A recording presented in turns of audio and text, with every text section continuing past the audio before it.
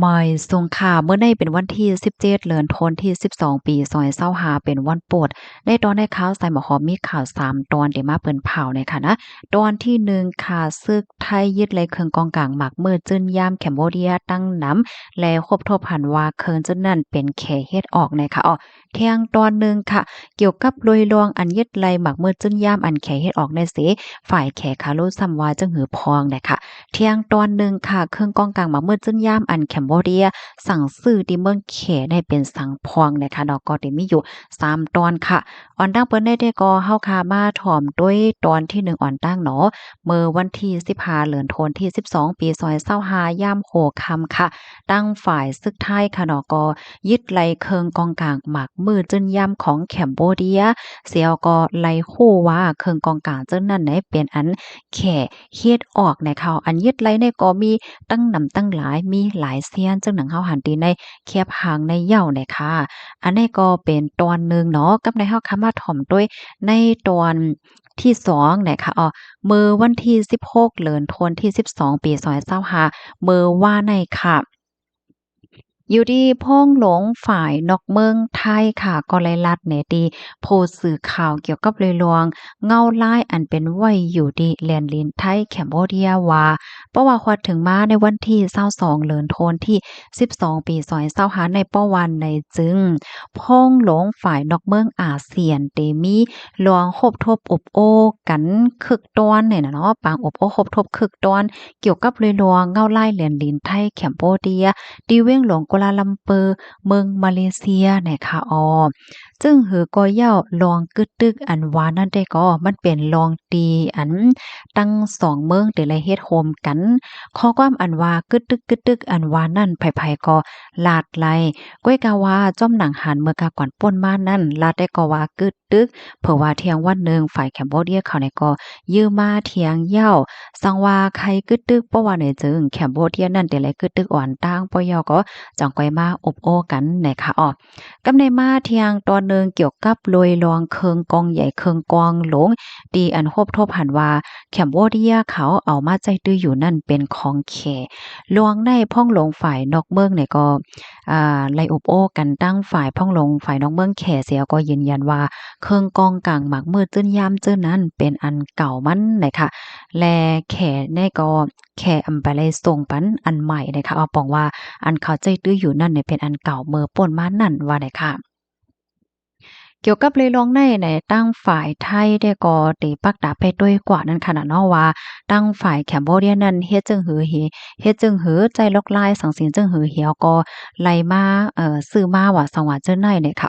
เครื่องกองกลางหมักมืดจึ้นย่ามที่อันแคมโบเดียเขาใจอยู่พ่องย่ามมื้อเหลียวในมันเป็นเครื่องกองกลางอันใหญ่อันโลงแลอันเขาปึดตึกมาตั้งฝั่งไทยเนี่ยก็เฮ็ดให้มีพรตุ้มยวนตึกคึกก็อำเอเฮ็ดจังนั้นขนาดเนาะ ก็เตติดตามลองตั้งมันกว่าเสฝ่ายหนึ่งเนี่ยก็เตอบโอ้ตั้งฝ่ายแขเทียงเฮ็ดจังได๋ค่ะเกี่ยวเลยลองอันมีข่าวเงาออกมาว่ามี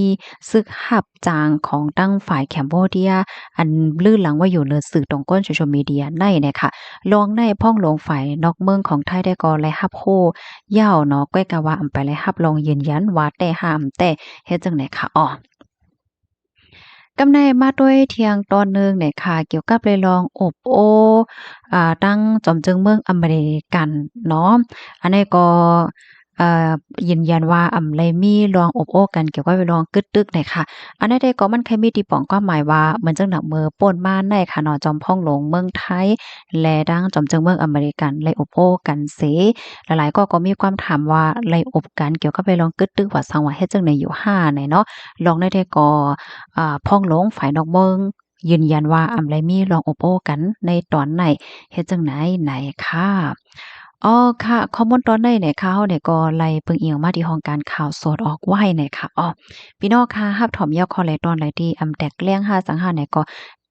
ถามมาละอยู่ค่ะหน้า